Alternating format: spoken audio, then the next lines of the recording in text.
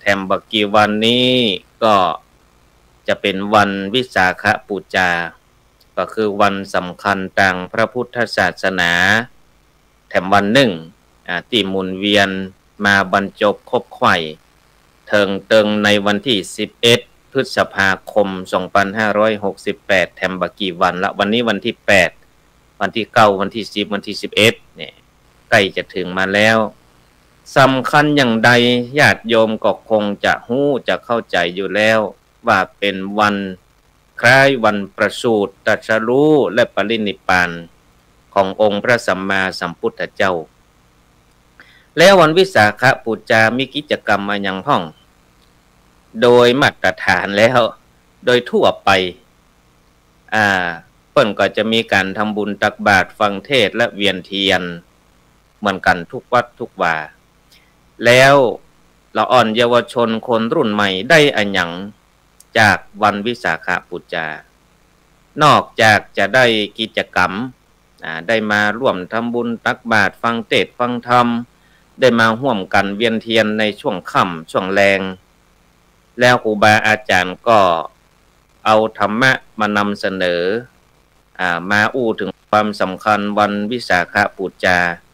สำคัญจริงๆเพราะว่าเป็นวันวิสาขบูชาโลกสากลเปิ้นยกย่องไว้ให้เป็นวันสำคัญของโลกปีนี้เปิ้นไปจัดวันวิสาขบูชาสากลหรือว่าวิสาขบูชาโลกเนี่ยที่ประเทศเวียดนามจัดอย่างยิ่งใหญ่เลยเพราะฉะนั้นเป็นวันสำคัญสากลเฮาก็มาถึงเรื่องของวิสาขบูชาก่อนที่จะได้นำเรื่องราวต่างๆนานามานำเสนอวันนี้เมนหลักก็คือวันวิสาขบูชาเพราะว่าเป็นวันสำคัญทางพระพุทธศาสนาใกล้จะถึงละเรื่องนี้เหี่ยก่อนก็เดี๋ยวจะมีเรื่องราวอื่นๆที่น่าสนใจมานำเสนอให้ญาติโยมประชาสัมพันธ์ให้ญาติโยมได้รับรู้รับทราบเกี่ยวกับกิจกรรมกิจการทางพระพุทธศาสนาบ้านเฮาวิสาขบูชานี่เอาแยกเอาเป็น3ช่วงเวลาสำคัญก็คือ1ประสูติ2ตรัสรู้และ3ปรินิพพานประสูติก็คือการเริ่มต้นได้ใหม่เสมอเฮามาประยุกต์ในยุคปัจจุบันประสูติพูดง่ายๆก็คือการเกิดเป็นวันเกิดของพระพุทธเจ้าในโลกยุคปัจจุบันนี้เต็มไปด้วยความกดดันแล้วก็ความล้มเหลวและการเปรียบเทียบซึ่งกันและกันเพราะฉะนั้นการประสูติในครั้งนี้เอามาประยุกต์ในปัจจุบันก็คือบ่ฮื้อยึดติดกับอดีตทุกวันคือโอกาสใหม่เหมือนกับการเกิดใหม่ของจิตของใจเพราะว่าธรรมะร่วมสมัยก็คือทุกเช้านี่นะคือการฝึกเกิดใหม่เป็นคนที่ดีขึ้นอย่างสมมติในอดีตเราอาจจะเป็นคนบดีคนบดีนักบดีน้อยก็ว่ากันไปแต่ว่าเราสามารถเริ่มต้นใหม่ได้นั่นก็คือการเกิดใหม่คือการปรับเปลี่ยนพฤติกรรมกายวาจาใจของเราแทมใหม่นั่นคือการแก้กรรมอย่างหนึ่งเหมือนกันกรรมในที่นี้คือการกระทำหรอถ้าเราปรับเปลี่ยนพฤติกรรมก็คือการแก้กรรมละอย่างสมัยแต่ก่อนในอดีตเราเคยลูกขวายปรับเปลี่ยนแก้กรรมคือแก้เปลี่ยนพฤติกรรมลูกเจ้าสมัยแต่ก่อนเราอาจจะเป็นคนขี้ค้านเรียนหนังสือเนาะปรับเปลี่ยนทำไมเปิดเทอมอะไรจะเปิดเทอมแล้วหรอเปลี่ยนพฤติกรรมแก้กรรมเพื่อเป็นคนขยันมันเปลี่ยนมันอ่านหนังสือมันทำการบ้านผลออกมาเป็นอย่างไรผลการเรียนดีขึ้นเนี่ยเพราะฉะนั้นการปรับเปลี่ยนพฤติกรรมแก้กรรมเนี่ยเป็นสิ่งที่บัดล้าสมัยและก็บัดทรายเกินไปบอกว่าเราอ่อนบอกว่าคนใหญ่บอกว่าคนเฒ่าคนแก่ปรับเปลี่ยนแก้กรรมได้หมดเปลี่ยนพฤติกรรมจากบ่เคยไปวัดไปมาวันนี้ตั้งแต่วันวิสาขบูชาเป็นต้นไปจะไปวัดทุกวันศีลนี่คือการแก้กรรมที่ถูกต้องคือปรับเปลี่ยนพฤติกรรมจากบ่เคยไปวัดไปมาพระเจ้าพระเนนมีกี่ตนกี่องค์บ่ฮู้ไปเนอะ ไปวัดไปมาวันวิสาขบูชาเริ่มต้นสิ่งที่ดีประการที่สองตรัสรู้ก็คือความจริงในชีวิตฮู้ความจริงในชีวิตอย่างพุทธเจ้าเนี่ยเปิ้นตรัสรู้อย่างเปิ้นฮู้ถึงอริยสัจสี่ฮู้ถึงเรื่องอริยสัจสี่โลกธรรม8มีสัพพะในหลักธรรมคำสอนที่พระองค์เปิ้นตรัสรู้แล้วโลกยุคปัจจุบันนี่หรอตรัสรู้ก็คือความเห็นความจริงในชีวิตนะโลกปัจจุบันนี้เต็มไปด้วยข้อมูลที่ปลอมสื่อสังคมออนไลน์โซเชียลนี่นะบัดเจ้าจะเป็นความจริงทั้งหมดที่เฮาเสพข่าวอยู่ถึงมื้อถึงวันบางครั้งก็เป็นข่าวเท็จข่าวปลอมต้องใช้วิจารณญาณในการรับชมรับฟังเต็มไปด้วยข้อมูลปลอมความวุ่นวายอารมณ์เล่งเล่าต่างๆนี่ยุคปัจจุบันนี้เฮาจั่งเสพสื่อให้ใจสติตัวเพราะฉะนั้นการมีสติรู้เท่าทันในจิตในใจก็คือหนทางของการตรัสรู้ในแบบของเฮาในโลกยุคปัจจุบันรู้เท่ารู้ทันรู้กันรู้แก้รู้แพ้รู้ชนะรู้อภัยธรรมะร่วมสมัยก็คือเข้าใจในทุกข์รู้เท่าทันสุขแล้วก็ใจบรรลงไปกับกระแสประเดี๋ยวนี้ถึงแม้ว่าโลกจะหมุนเปลี่ยนเวียนเปลี่ยนไปเว้ยขนาดศรัทธาลงรับตาเกิดพอย้อนไป10 ปี20 ปีมันบ่ใช่อย่างนี้นะบ่ต้องว่าไผวัดมาอารามตำบ้านจองหอเงินถนนหนทางมันเปลี่ยนไปหมดเลยญาติโยมนี่ปัดบ้านไปสัก10 ปี20 ปีปีกมาเนี่ยโอ้หลงทางเนอะเพราะว่าอย่างเปิ้นมีการพัฒนาหนทางปลดตกมีแถวสะพานข้ามไปข้ามมามีหลอดมีอุโมงค์สปะมันเปลี่ยนผันพัฒนาไปในสิ่งที่ดีนี่อันนี้คือการความเห็นจริงในชีวิตคือตรัสรู้เอามาประยุกต์ในปัจจุบันและประการที่3ปรินิพพานก็คือการหลุดคือขันดับการดับวันเกิดวันตรัสรู้คือการฮู้แล้วก็ปรินิพพานคือวันตายในที่นี้ยุคปัจจุบันเราเอามาประยุกต์ใจได้อย่างไร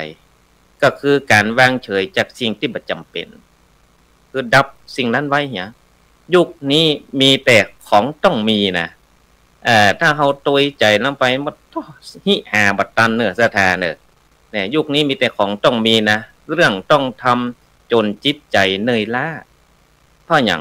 าะมันเคตัวเก่ามันไม่ใช่สบายอย่างสมัยตะก่อนนะสมัยตะก่อนเปิ้นเนี่ยให้ใส่หน้ามดหน้าฟ้าหน้าฝนก็บ่ได้เนี่ยการละว่างปากันไปเนี่ยการในหัวในเวียงกันประเดี๋ยวนี้บ่ได้ทำงาน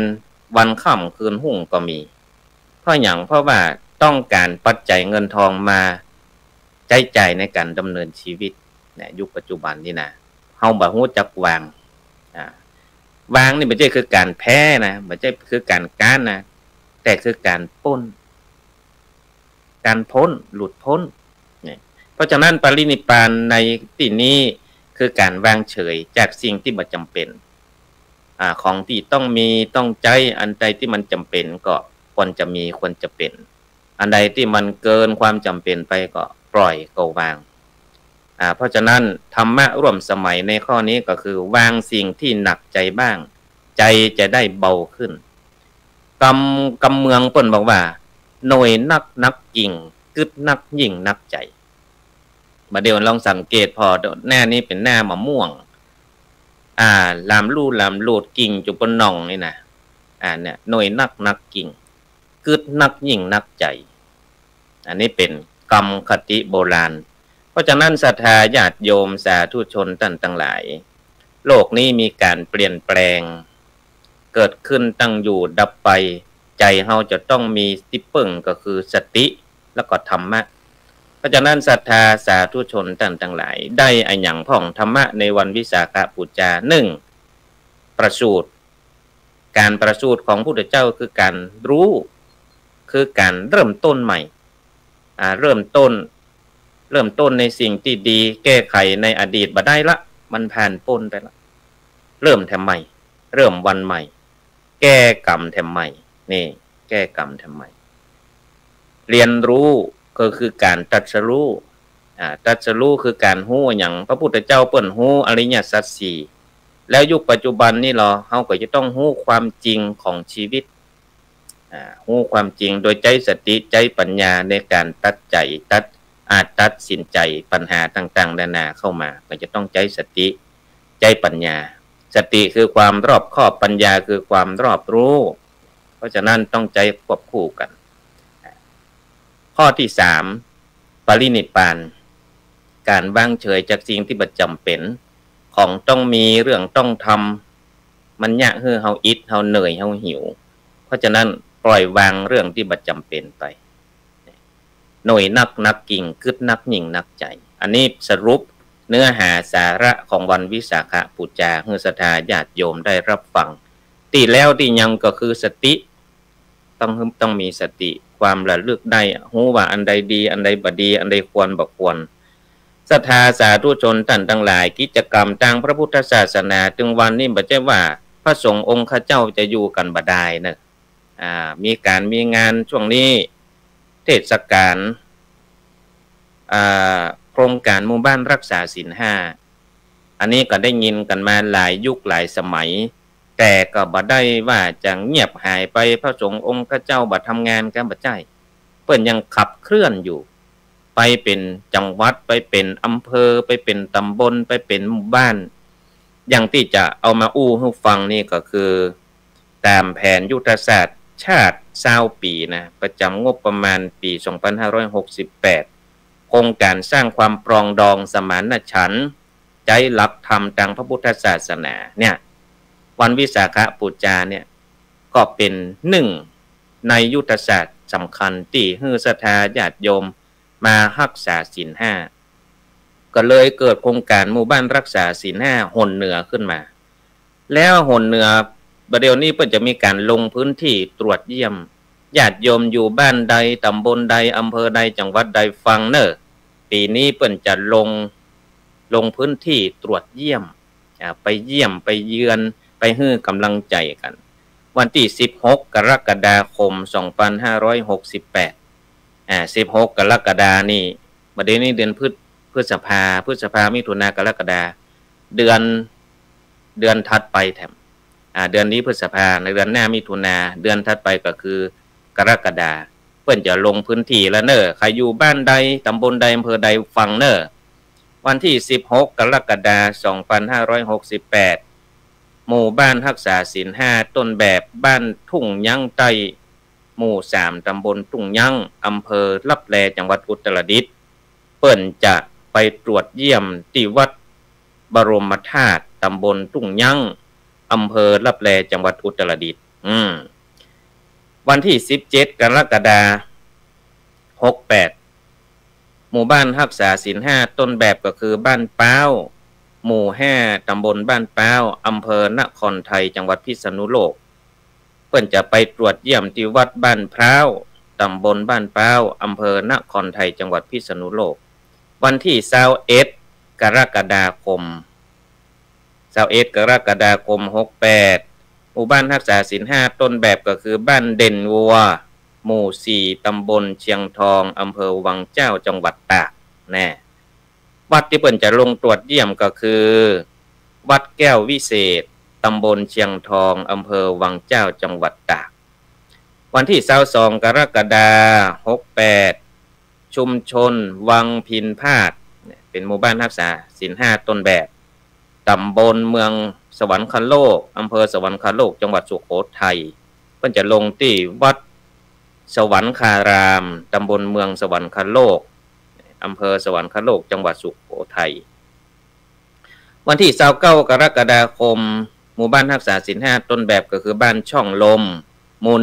1ตำบลหัวฝายอำเภอสูงเม่นจังหวัดแพร่เพื่อจะไปลงตรวจเยี่ยมที่ศูนย์การเรียนรู้บ้านช่องลมตำบลหัวฝายอำเภอสูงเม่นจังหวัดแพร่วันที่30 กรกฎาคม 2568หมู่บ้านศีล5ต้นแบบก็คือบ้านต้นฝายหมู่2ตำบลน้ำมวบอำเภอเวียงสาจังหวัดน่าน เพิ่นก็จะลงที่วัดน้ำมวบ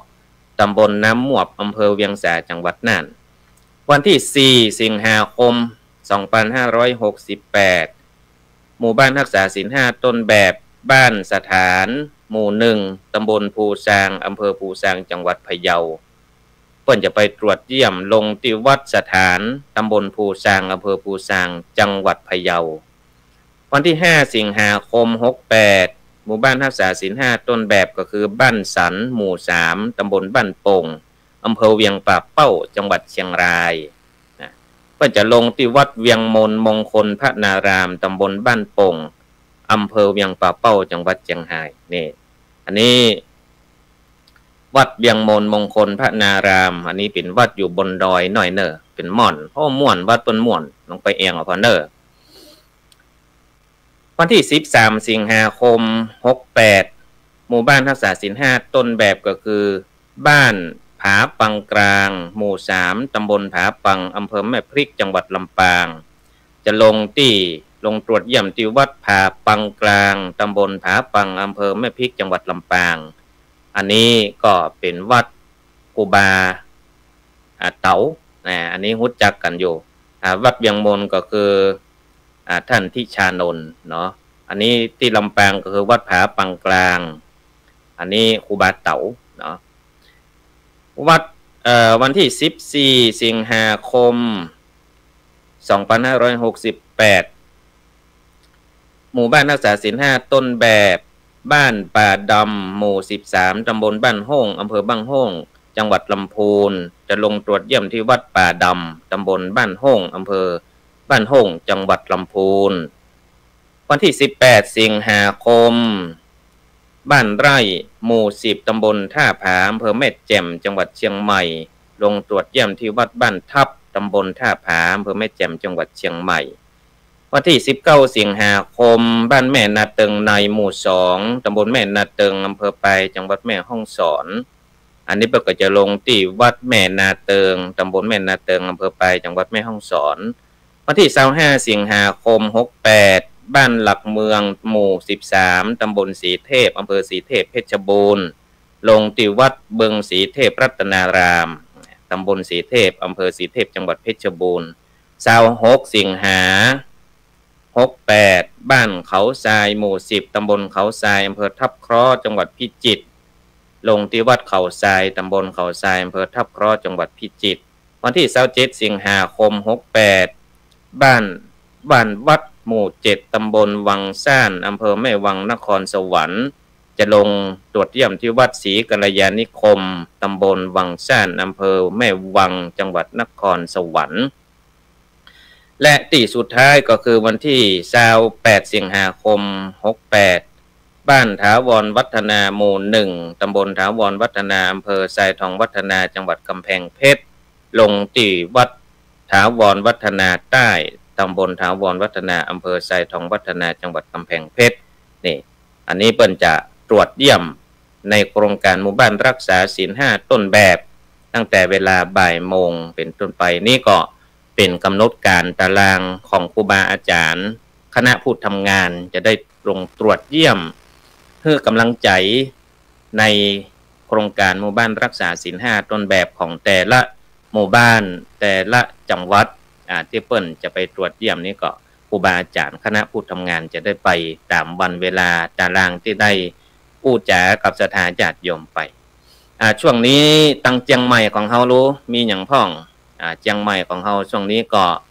ไหว้สาพระธาตุวันที่11พฤษภาคมวันวิสาขะนี้วันดาเพิ่นก็จะมี